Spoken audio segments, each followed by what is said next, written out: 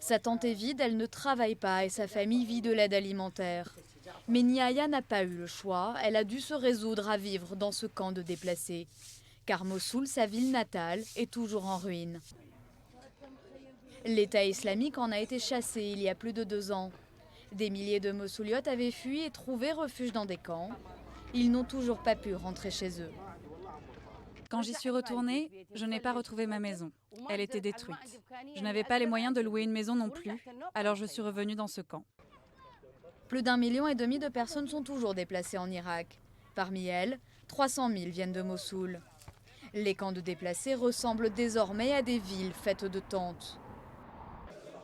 Selon les autorités, environ 25 familles quittent chaque jour les ruines de Mossoul pour retourner dans ces camps. Depuis le début de l'offensive pour libérer la province de Ninive, plus de 14 camps ont été installés dans la région. Plus de 34 000 familles y vivent actuellement. Les 18 derniers mois, nous avons assisté chaque jour à des migrations inversées.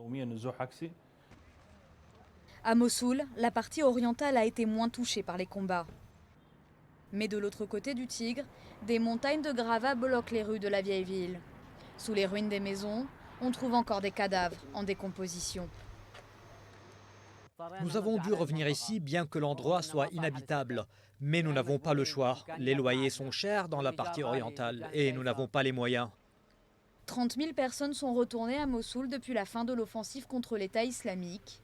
Pour les plus pauvres, ces ruines sont désormais leur seul foyer.